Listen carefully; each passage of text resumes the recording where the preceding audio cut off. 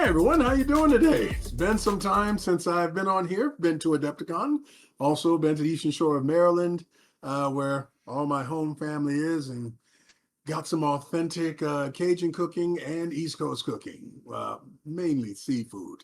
Visited Ocean City, visited mommy's house, slept in mommy's house, enjoyed, basically no responsibilities for a little bit.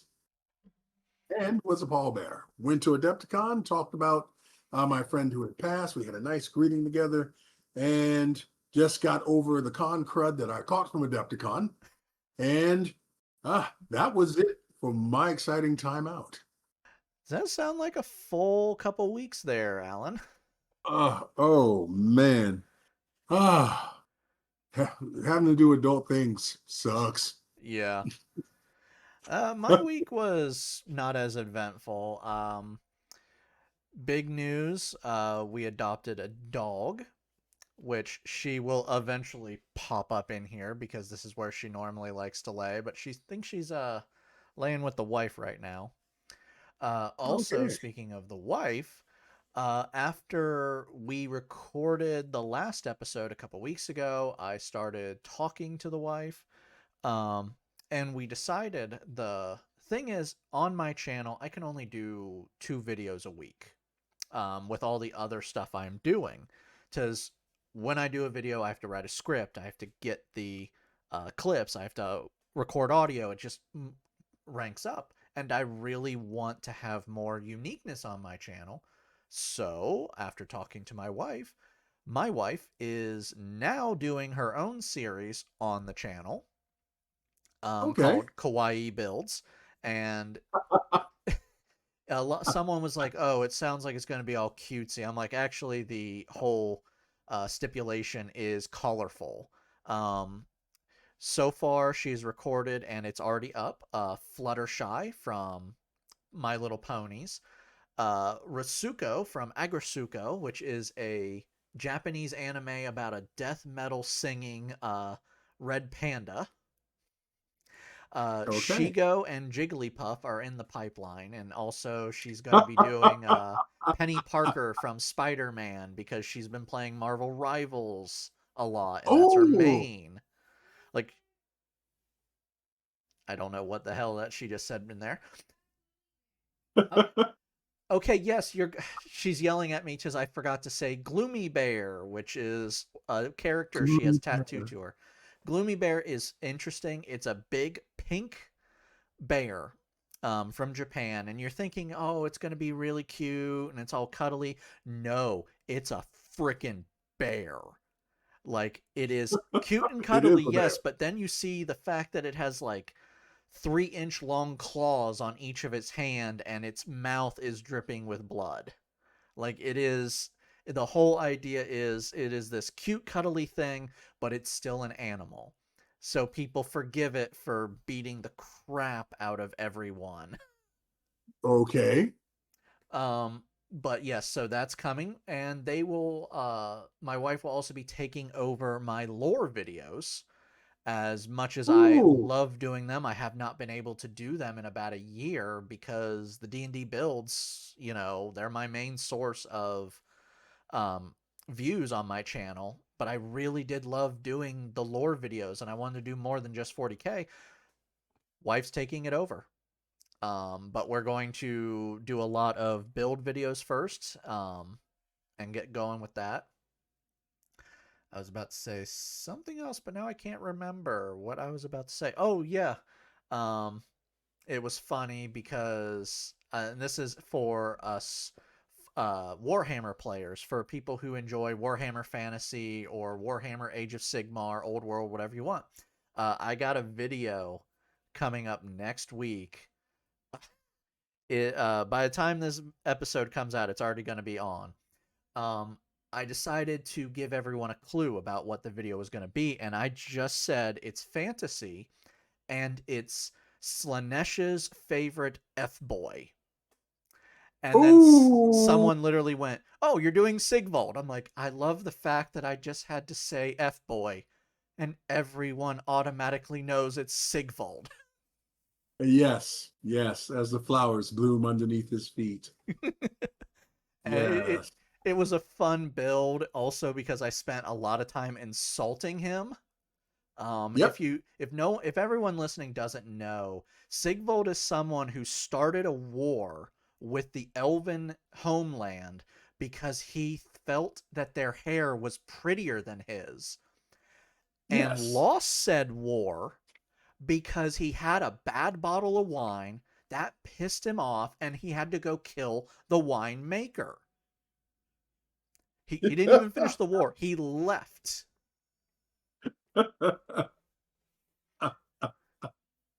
And since it's already Right. out, I'm already going to tell you. Even though I use standard point array, I made them the build dump both wisdom and intelligence into the negatives because he is dumb.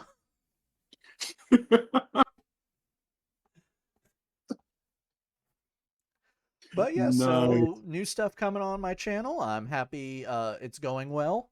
Plus, we have decided just because we are out in nature so much, I'm just filming a bunch of shorts to put up on the internet because we just enjoy it. We Right. actually just last week, we went back this week, but last week we were over at a national park. It was a quarry at one point, and we see that they cleared out the space because they just renovated it. So I want to go look at the gorge, the old quarry. And that's when I looked down and this rock had letters on it. Perfectly formed letters. I start realizing we're not on rocks. We're on paving stones and bricks of an old structure that probably got knocked down in like the 1950s or 60s. Oh, sweet. Yeah, we were looking around. We just started looking. It's all bricks. And we found one that was completely intact. And the company that made that brick made that particular style brick up until the 1950s. And we kept looking around. We uncovered a wall sticking out of the ground, like most of it's still buried. Like it, we love going there. And that's what I just posted the video today about the fact that it has all of these former man-made structures just hidden around, buried or forgotten. Like there's a tunnel on one side that used to be for a rail system that would connect a bunch of cities in our home state of Ohio. We found water tanks up on a hill. Like we were just walking. We've been going there for 2 years now. Never seen these tanks before, but because of all the storms happening, knocking down trees, and all the renovations, they're now fully exposed. And they've fallen over, they've been crushed, they're rusted, but it's left over from when there used to be a railroad on the path that we were currently walking on. Like it's just always fun to go there and just look at how much mankind has changed that area because of the quarry, the canals, all of that. But yeah, Sweet. that's been my week. Enjoying nature, enjoying a new dog. Not really a new Okay. dog because I've known this dog all of her life and now she's just here. And new videos on my channel, so All right. Better for it. One pleasant thing that happened. Um, this is concerning role playing here. Paizo, who or Paizo, however you want to say the name, produces the game Pathfinder. Well, they've done something to advance the immersion of their hobby. They have a store on My Mini Factory called Paizo Printables. So you're able to go to that store, and if you join up every month, you get an adventure. You get sculpts for all the models that you'll encounter in the adventure, as well as bonus sculpts like maybe a dragon, maybe several monsters with PDF stats to go with each thing. Um, this is basically a first for one of the major producers of role playing games to basically say, hey, I wish we had miniatures. I wish they made miniatures for this. Boom, it's there on the page for you to download the miniatures with the adventure. This basically just takes you over and above. And your welcome pack is that they give you practically all of the Pathfinder iconics except for the champion and the monk. Every other iconic, you get the basics. You get Ezrin, the wizard. You get Valeros, the fighter. You get Lem. You get the druid and the leopard Drugami. You get the cleric. You get the rogue. You get the dwarven ranger. All sculpted to scale. All ready for adventures with the stat sheets. I would recommend anybody going to my mini factory and checking out Paizo printables. I got on it immediately. Also, they give you a 50% discount on their web store, not Paizo's web store, but my mini factory. So any miniatures you see in the collection you want, go ahead and pick up. Now, let me tell you, in the beginning, I wasn't a fan of Paizo printables because they made a mistake with one of the iconic characters. They gave Harsk a bow and a sword.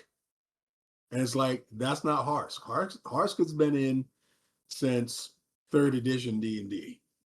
And he's always had a crossbow and axes and throwing axes. And it's like, these people know nothing about this character. Why should I trust them? They corrected that. So the fun is back in, for me at least. Now, let's go ahead and get to some of our main topics. We'll see if we'll have a word from our sponsor. Today's episode is sponsored by Gale Force 9 and their amazing product, Tenfold Dungeon. Are you always looking for space to store your tabletop terrain? We all know the biggest problem with tabletop games is the terrain. It can be big, awkward, and delicate. How many of us have spent hours making different pieces of terrain, only for it to be damaged in the end? Well, Gale Force 9 has the answer. Tenfold Dungeon is everything you need to bring to life your tabletop games, all contained within a single box. Within each Tenfold Dungeon is a set of lightweight pieces of terrain with printed art on each side, as well as numerous other pieces. Each Tenfold Dungeon is highly modular and can be snapped together when in use and stored incredibly easily. They have both fantasy and sci-fi sets ready for your games today, and fantasy sets come with pre-made adventures to add to your games. With 1x1 squares printed on the surface, Tenfold Dungeon is ready for any tabletop game, from D&D, Savage Worlds, Warhammer 40k, Star Wars Legion, and more. You can set the scene with tavern brawls, monster-filled caves, or rooftop battles. Head on over to Gale Force 9 today to grab your box today. And thank you to Gale Force 9 for sponsoring this video. Okay, continue. So, what I've been inspired by a certain individual who's been putting characters together on a website and doing full videos on them and giving you stats for D&D. Oh, well, you mean Tulok? I'm going to plagiarize and take that idea and bring it here. So I just got a license from C27 Studios. And I decided to pick up a line of miniatures that they decided to sculpt. It happens to be 4 humanoid turtles and their rat daddy. That's right, I'm talking about those guys that play around in the sewer and go out and do heroic things, fighting basically the Foot Clan, as well as someone who likes to shred stuff, voiced by Avery Brooks. Or was it Avery Brooks? I hope I said the right one. Or was that Cisco who played was Avery Brooks? I don't know. Someone's going to correct me on this.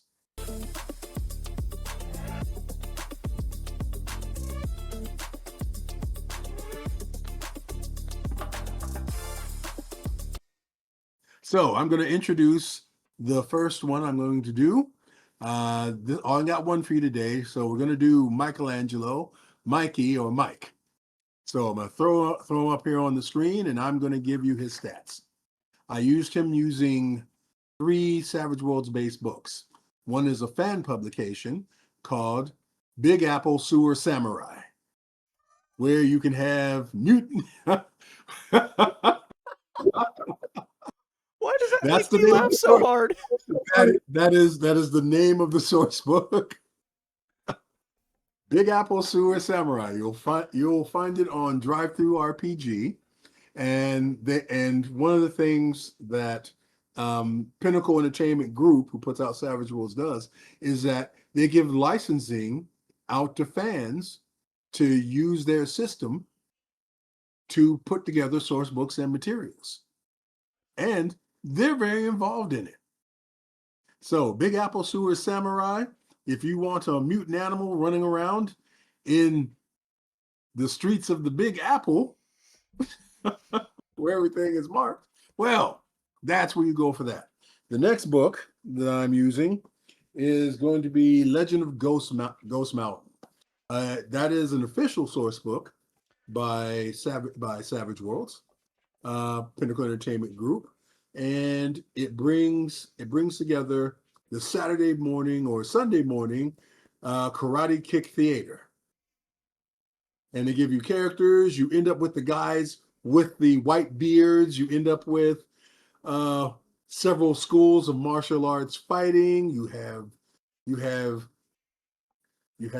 fox women. You have basically all of that legendary Shaw Brothers Shaw Brothers kung fu stuff be presented forward to you. This source book had edges and capabilities and skills that I put together to put together Michelangelo here. And the third book has been the Savage Worlds Adventure Edition book, which basically these core books, these other 2 supplement books, or these other 2 supplement books assist Savage Worlds. So let's go ahead and get into Michelangelo. So if you don't know about the Teenage Mutant Ninja Turtles that I'm about to talk about, this was created by Eastman and Laird way back in the 80s. Now, its popularity had caught on so much. This is before a cartoon. This was all comics. They had a lot of copycat publishers come out at the time. There was a comic called Prepubescent Sewer Stroking Rats. Yes. Then somebody used cats. Someone used pandas. Someone used bears. The market got flooded. As you see, maybe 40 years later, one survived. Well, not only You don't, that, like even when after the cartoon became popular, it flooded again, and then after the movies became popular, it flooded again. yes. Uh, yes. Uh, they've had people who basically don't understand the core of what the comic is about, or why the fan base exists. They saw a money train to try to jump onto. They jumped on. They got derailed. Saw it making money again. They tried to jump onto the train again. They got kicked off the train again, and only one still stands. Mm-hmm.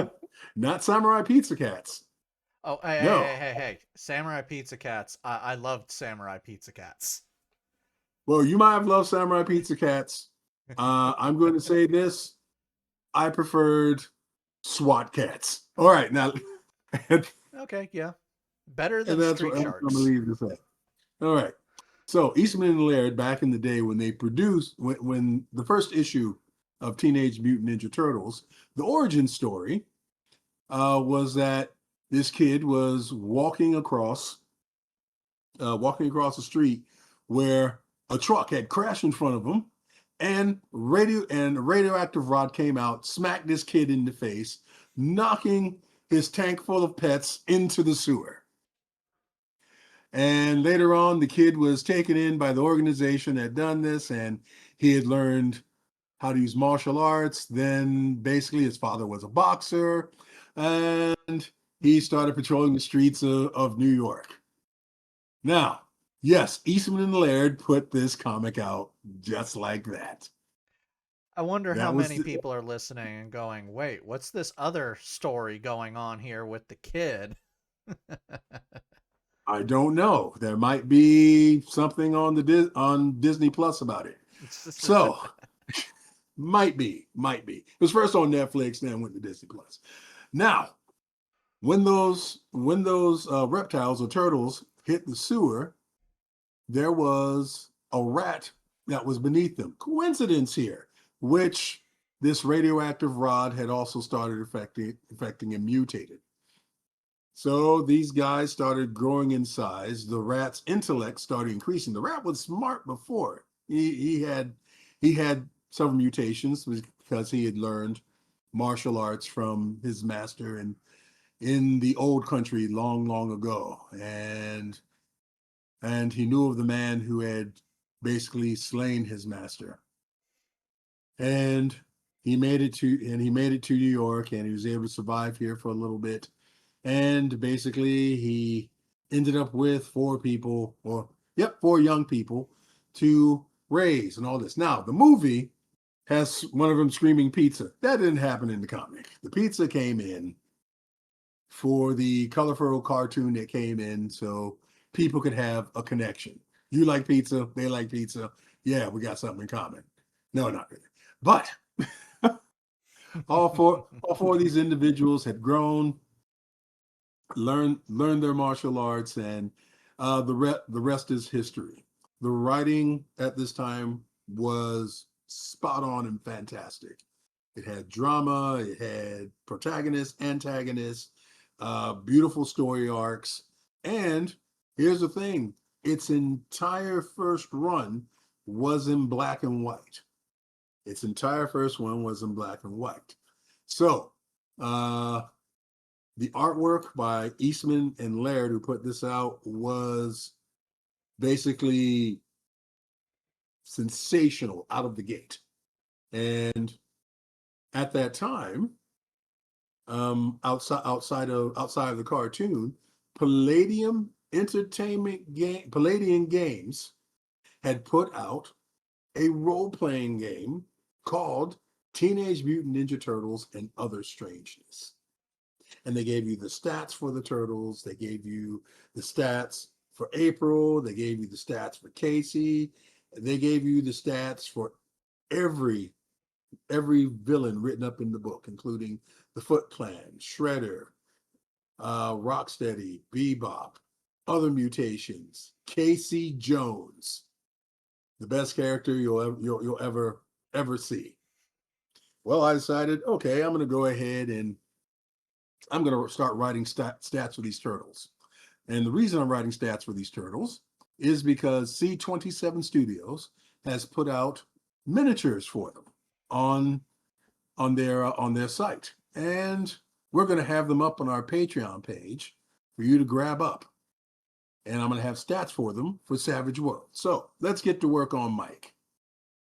So first, Mike is a mutant turtle, so he has special inherent abilities. So his special abilities is that he has a shell, which gives +6 armor bonus to everything. He has resistance to heat, and he has a disadvantage, a racial disadvantage, is that his species is very susceptible to cold. So he can take damage from it. I'm going to put stat sheets up here for you to take a look here. So those are his racial stats. Those are his racial abilities. So let's get down to Mike here. So what I put together is that Mike is 17 years old at this time. They got to the point of graduation. So 17, still a teenager, still a mutant, still a turtle. Mikey has stats of an agility, D8, smarts, D6, spirit, D6, strength, D6, vigor, D6. Uh, Mike's Mike does have enhanced abilities starting here. His skills is that his athletics is at expert level, being a D8. Uh, his battle skill is D4. He's been taught battles, but he's not the attentive one in school. That's why he got a D4. He didn't get any higher than that. Not to professional level. Knowledge, common knowledge. Okay, D6. He knows just as much as any other person in New York. His fighting. He graduated with an expert level in fighting. His native language. He can speak both the old world language as well as English. Language of D8.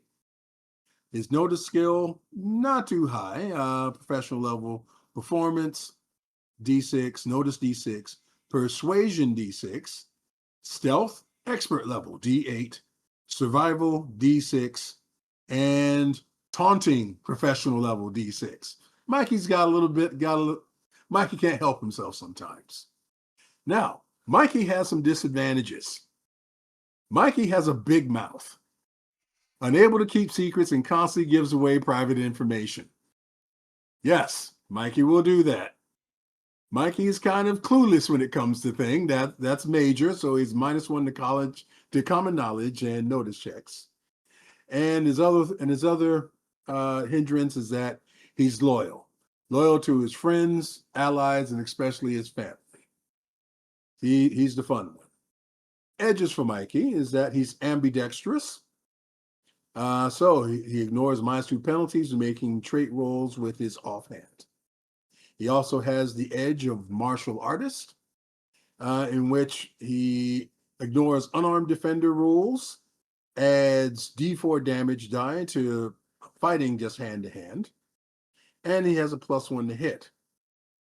He also has martial warrior, which is an extension of martial artist, which now takes that to a +2.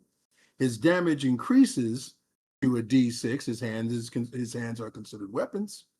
And his base strength of D6 gives him 2d6 in combat. Now, Mike also has a specialty weapon. Mike uses nunchucks. So, Mike's given nunchucks because Mike is basically the most impulsive of the brothers. So they gave him a weapon which is supposed to help him focus, because a person can knock themselves out with nunchucks. I have seen it happen. It is impressive. The sound was impressive when it struck. It was a nice wood donk.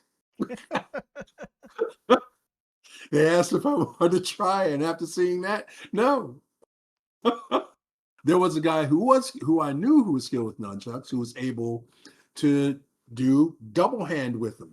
He had a nunchuck in each hand, and this guy, sorry, I hope I'm not putting on anything bad here, but he had a nail sticking out of the end of each of the wood pieces of the chuck. Yes.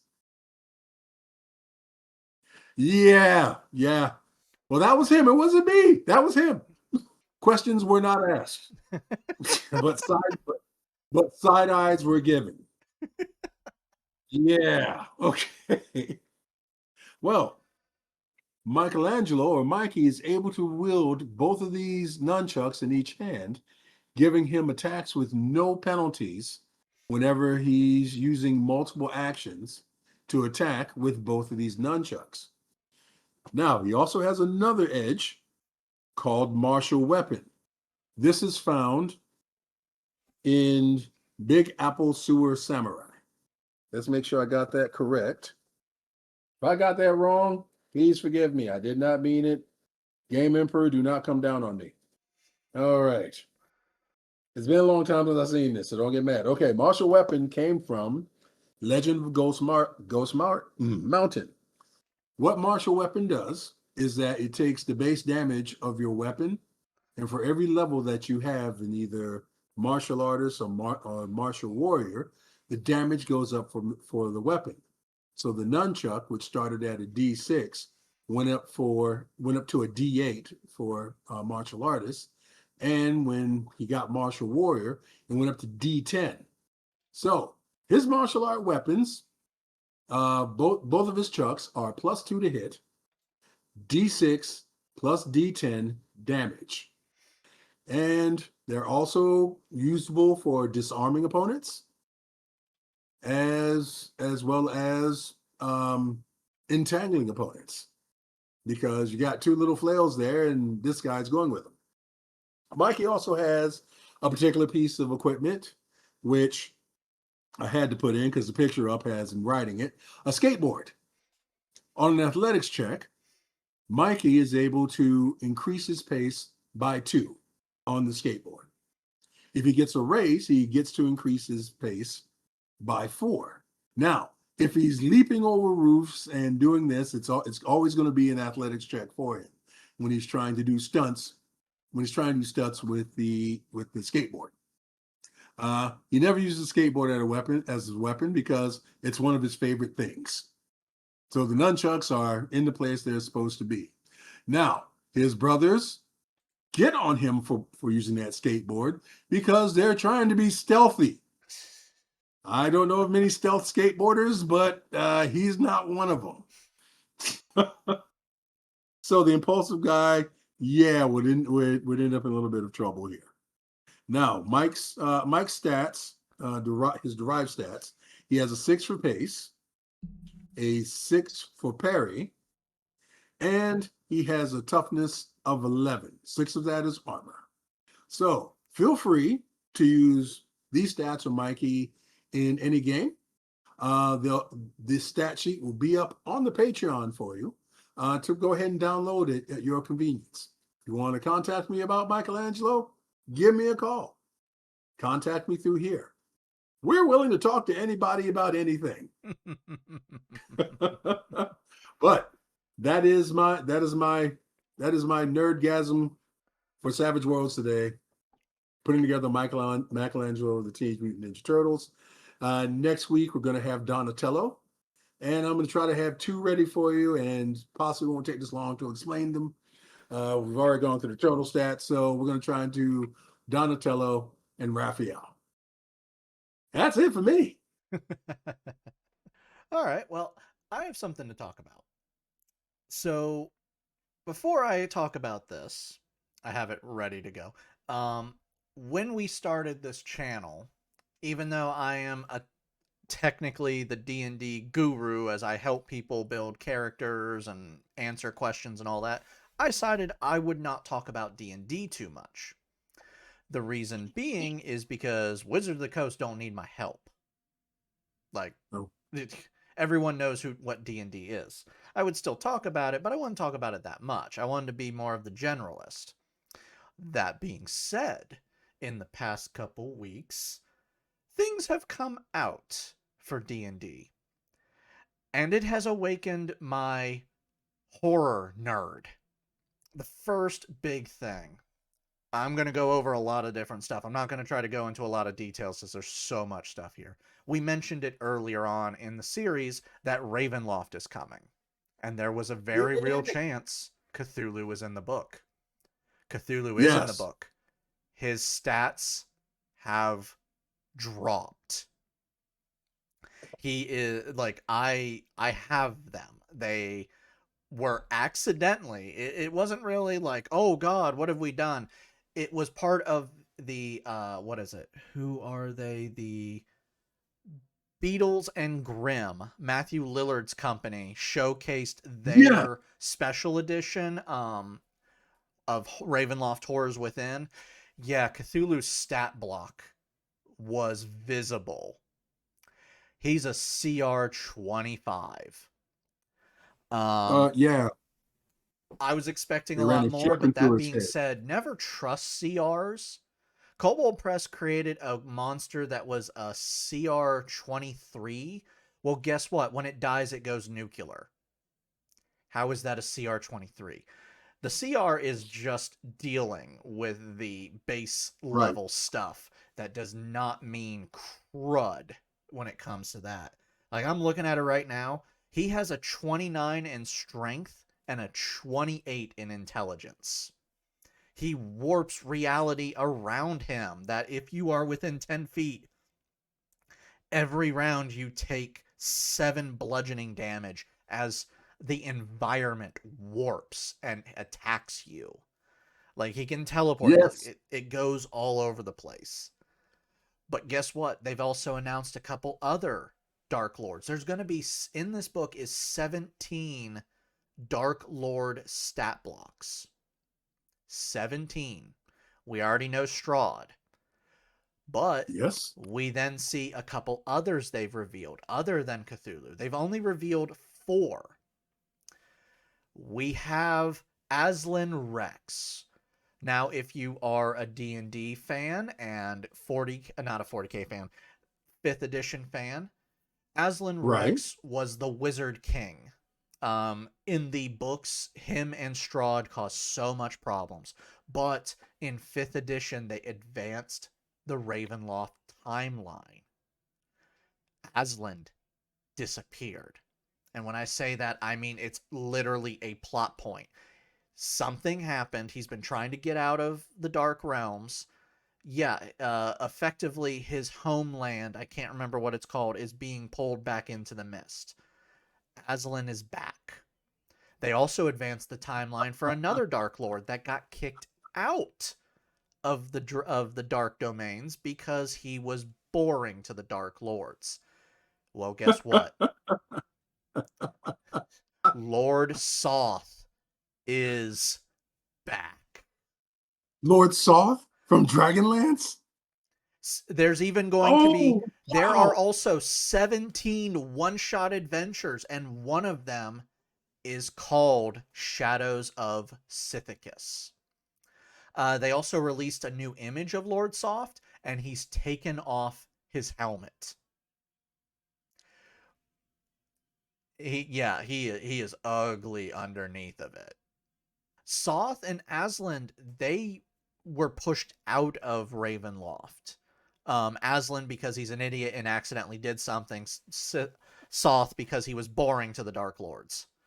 Not, not That's because of anything dangerous. It's stupid. well, his castle was stuck in a perpetual nuclear explosion, hovering above the land, stuck in time while the rest of his land was consumed by the mist. Because they have established in 5th edition, without a Dark Lord, why is there a domain? If their Dark Lord is gone, the domain goes away, and the people are tossed to the other domains. Okay. So we don't know if they've advanced the timeline again. They've kind of have gone away from advancing the timeline. But at the same point, Cthulhu's stat block explicitly states how the rules go if he is in his domain or he's out of his domain. So maybe they've introduced a few new rules. We don't know yet. They've also brought back the Dampier player character, the Hexblade and the Reborn. Not Hexblade, Hexblood. Oh, That's different. Hexbloods are uh, based around hags. Oh, but look, they've added a 4th horror lineage, the Lupin. oh, wow. We might be seeing that. For classes, we got the College of Spirits, the Grave Domain, the Phantom Rogue, the Shadow Sorcerer, and the Undead Patron. And then we get 2 new ones that I am more interested in. Reanimator, Artificer. You are summoning a Frankenstein's monster. And the one I am most interested in, because I loved it when it hit Unearthed Arcana, the Hollow Warden Ranger. A ranger based around cryptids and the dark tales of forests. Like, I am the horror fan and the horror nerd is happy and excited. But at the same point, they also just released a new Unearthed Arcana. Alan, have you heard anything about this Unearthed Arcana? Have you heard any No, ramblings? Well, no. Yeah. yeah. Well, let's look at this right here.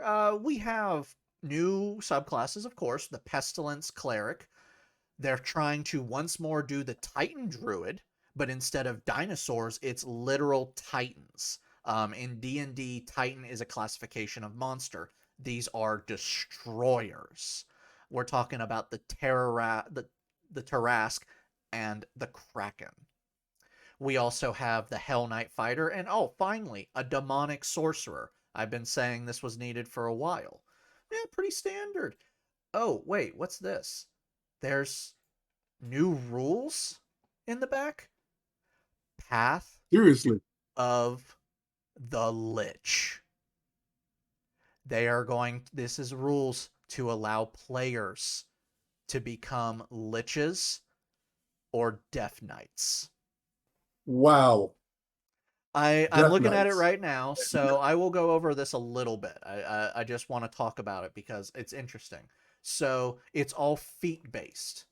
You have to get feats to activate the path. Uh, at level 4 is when you can take the Death Knight Initiate or the Lich Initiate. And of course, you have to make a phylactery or a spirit jar, as they're now classifying it. Right. I think they changed that because most people don't know what a phylactery is or even how to pronounce it. So it's now called spirit jar, all that type of stuff. And they have, from there are several other lich feats. And these feats give you new abilities, of course, that are very much lich, such as soul transference and all of that. But then you hit level 12, and you can now take Lich Ascension. You become a Lich at level 12. All you need is the first Lich feat and a second Lich feat. And then you can get. Let me read to you what actually happens to a player character. This is all that really needs. First off, you're Okay.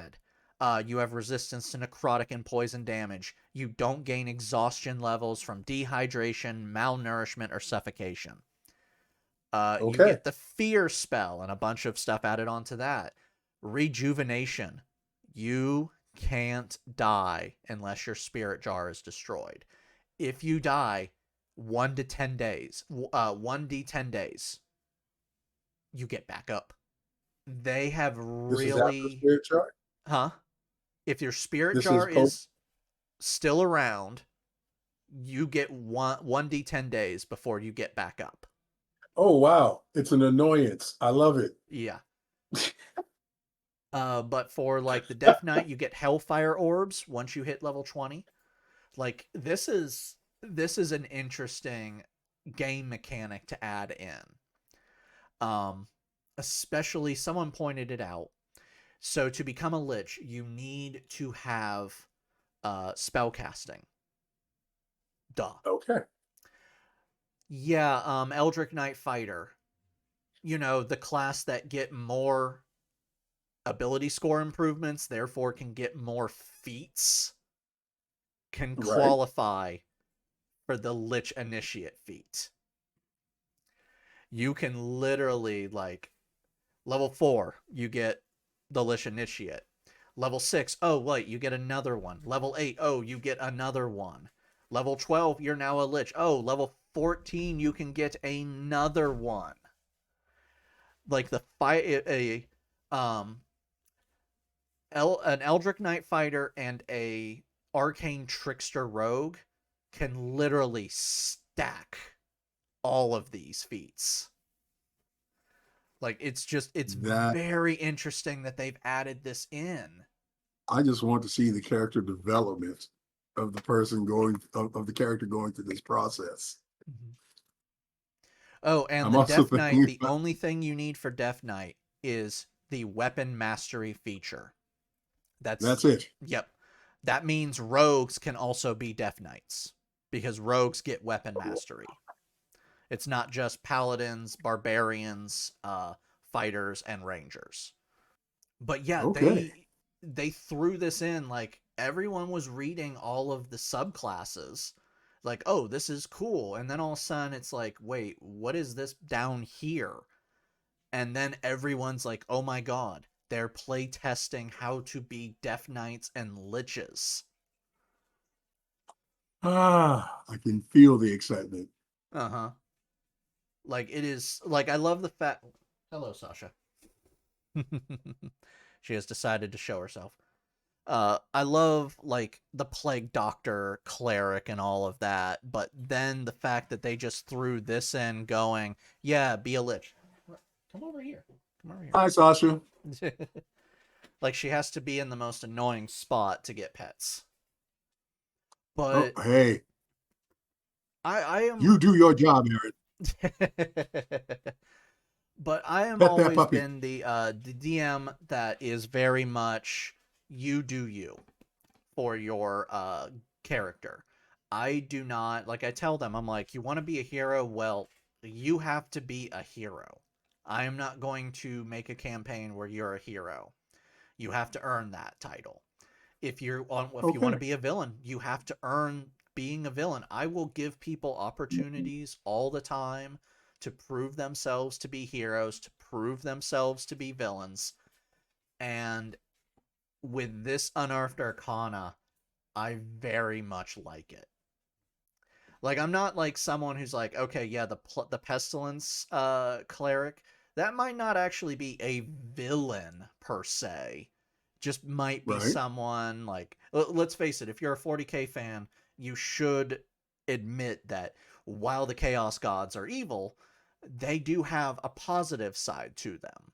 It's just the negative side overwhelms them. So maybe the pestilence domain is someone who is trying to help people with these problems, you know, actually trying to make a difference. The demonic sorcerer, they don't, like, it's not warlock, they didn't make a pact, they were born this way, so maybe they're Right. trying to be better. Hell Knight and, well, Circle of the Titan for druids, they're, you know, this literally describes um the MonsterVerse Titans, Godzilla. They're the protectors of nature that have to reset things. So that's not really a villain. They could be a villain though. Hell Knight, I can't really make an argument for that. Um, but I like the idea of giving players the agency of, are you going to play a villain or are you going to play a hero? You can also play someone middle of the ground, but in the end, how are you going to play it?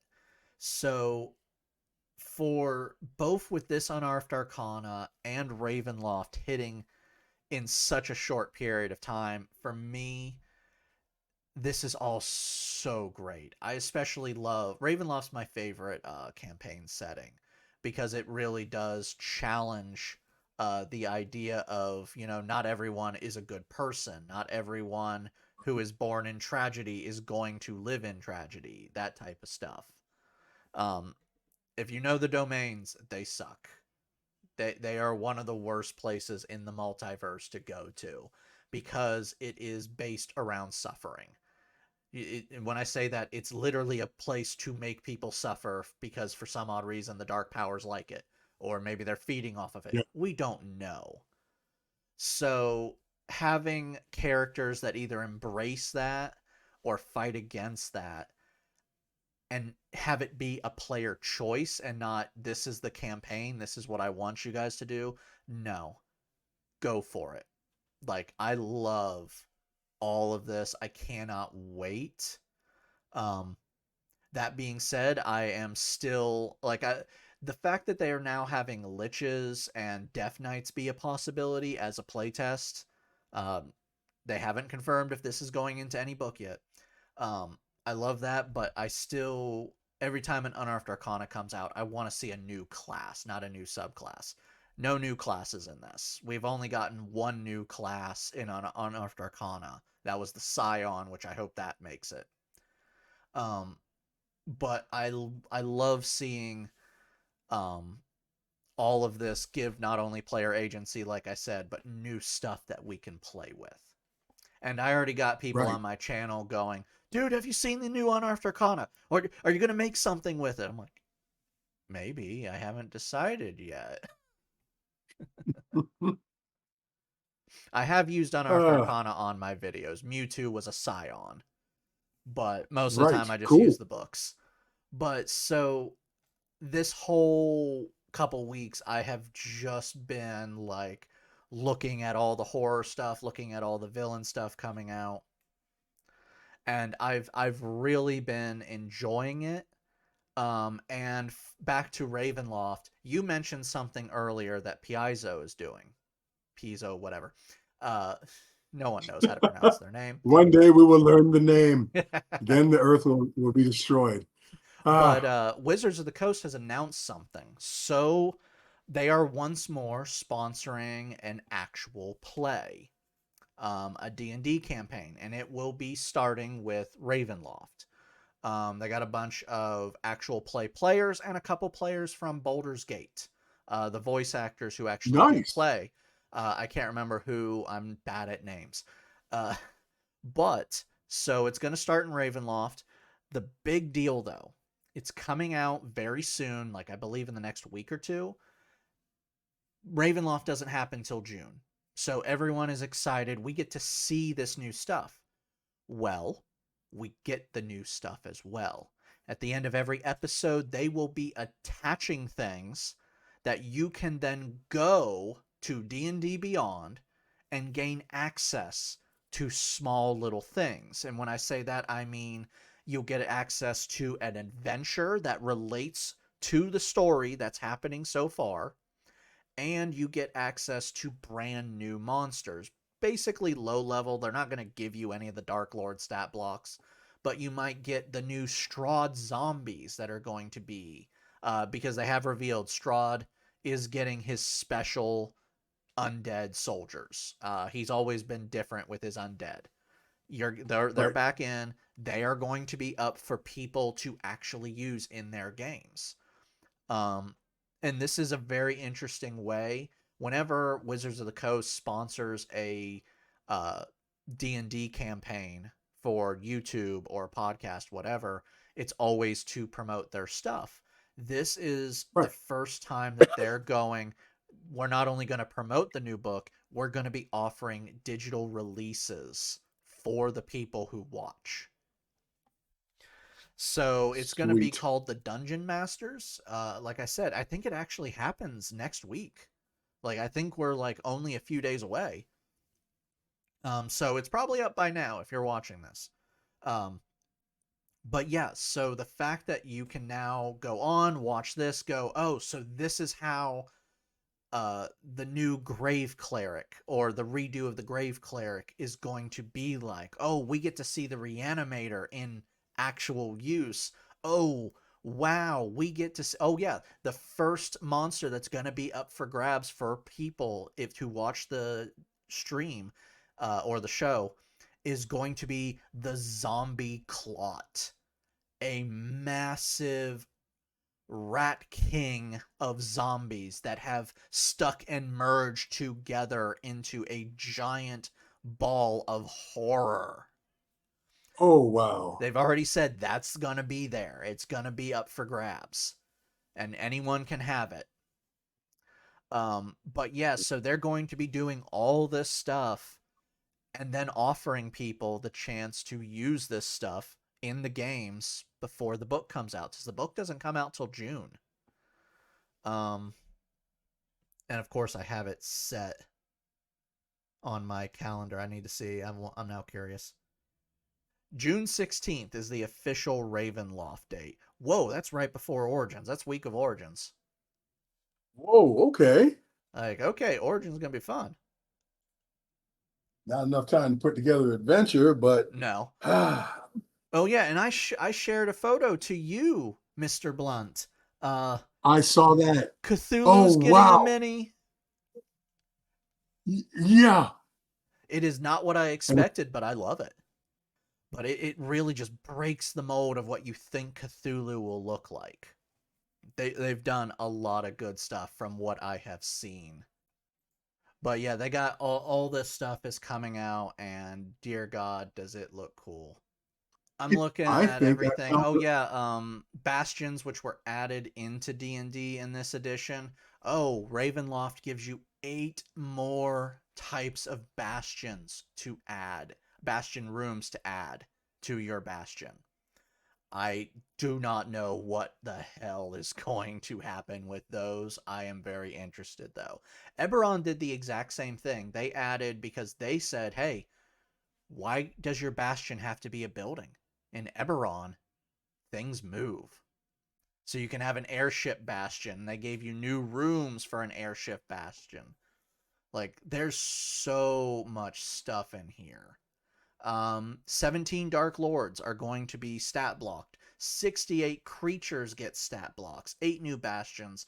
The Dark Gifts are now going to be feats, which beforehand, if you don't know what a Dark Gift is, 5th edition Ravenloft introduced it. You could go, hey, I would like this Dark Gift. And you could do things like you had the ability to cast Alter Self. But here's the problem. Dark Gifts always came with a bad side. So like the dark gift of the alter self, well, you have a trigger that will automatically trigger the dark gift if it happens, like, a full moon, or maybe you smell fresh air. Any of that could cause weird stuff to happen. I had someone who tried to play a game with dark gifts and asked me to have 3 separate dark gifts. And I'm like, Oh, why? He's like, well, I feel like each one would be a piece of my character's wife. I'm like, huh? dark gifts. Yeah. Dark. Like, you do know that Yeah. each dark gift comes with a negative. You have to take the negative.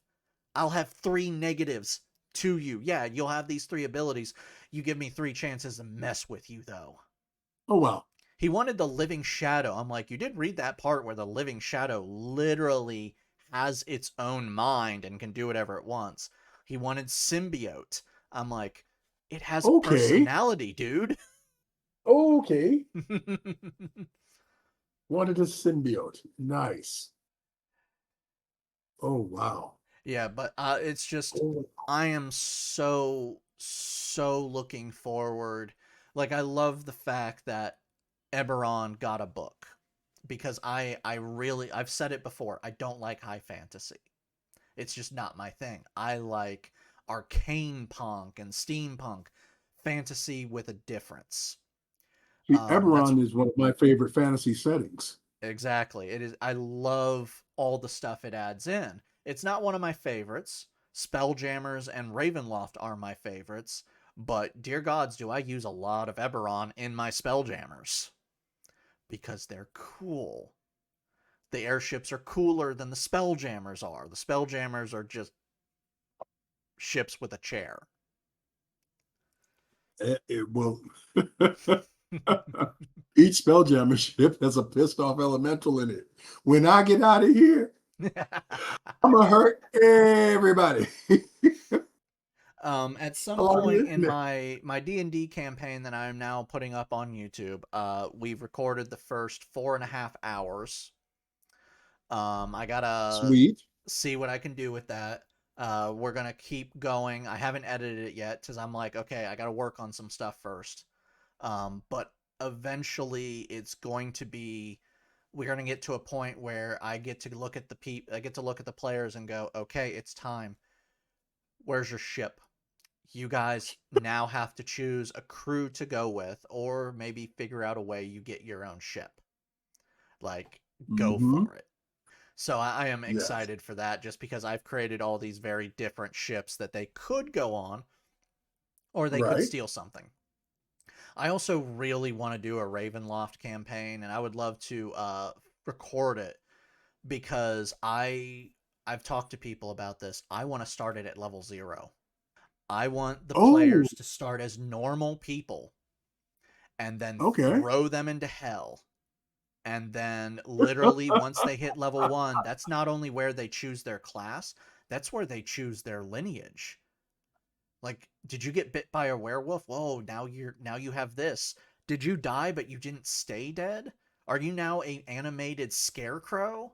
Like, let's figure out what you want to do and then tell the story about how you became this. And the second they get all this, the game officially begins. Like, I really want to do a horror game where we talk about how you got to this point. And I've talked to people and they're like, "Oh, that sounds really fun." I'm like, "I think it sounds It incredibly does. fun." It's incredible. Yeah. Hmm. But so that's what I wanted to talk about, because I've just been excited for all this horror themed and villain themed stuff. Um, I'm still kind of geeking out about the Reanimator Artificer. I cannot wait to see that. Like, that is going to be so cool. Are you gonna call him Mr. West? You know you It's gotta do it. You actually gotta. funny. I've created Mr. West, though he's Mr. Yes, North in my games. Um, he's popped in every so understood. often, and he's going to be popping into my Spelljammers campaign eventually. Just as I created him just as a one-off villain, but dear God, did I love playing him. Um, and the team didn't kill him, so he's still alive. So I'm like, I'm gonna keep using him.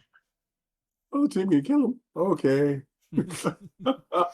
But yeah, so I've just been sitting here waiting to record and only think about, oh God, villains and horror, villains and horror. This is great. Like, I was waiting for Alan to jump on today. I was literally watching Ravenloft videos about everyone talking about the new books as more and more information is coming out every day. Nerd. Oh, very much. I'm wearing Cthulhu right now. I'm wearing Batman.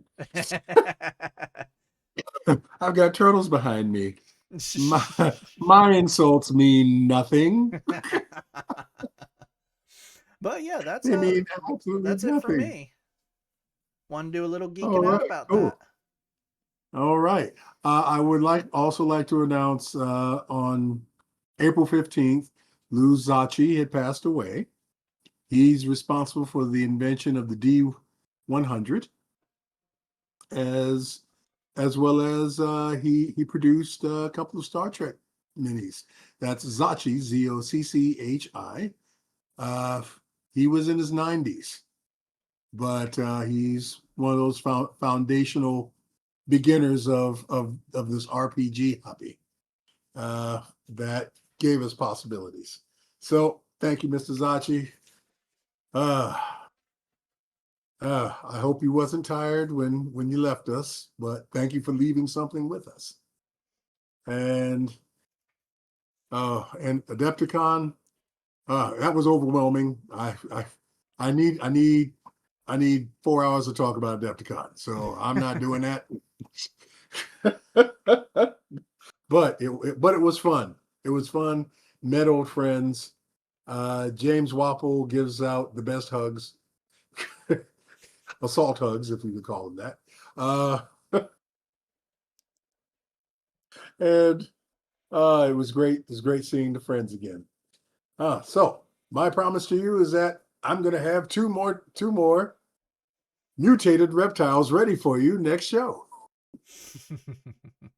and we'll see if we have a rat daddy thrown in. But go to the Patreon. We got minis up there for you. Please, they're going for good deals. Please become a Miniature of the Month club member. Might even throw some extra stuff in. You guys want more content like this? You want to see us be complete nerds? Like the videos and comment if you want. Can even just say hi. We'll say hi back. But Wow. seriously, thank you guys for I will also say this, looking at the analytics for the channel, I am so happy to see how we're doing, because most new YouTube channels, um yeah, there's I think I've already stated it. There's a 50% drop off between the first and second episode. Yeah, we saw that. That was going to happen. There Yep. has been almost no drop off from episode 2 to episode 5. Like, there's no Sweet. distinct drop off. Um they're not all doing the exact same on views. There is a little bit of a difference, but statistically, no drop off whatsoever between all those, which means there's a lot of you that actually like the content that we're talking about. Thank you. Yep. Thank you guys. Seriously. I say it a lot on my other YouTube channel, and I'm going to say it here because it really is this for me. If there's one of you that likes it, we'll find a way to do it. Just because we enjoy it, you're enjoying it, then let's enjoy this.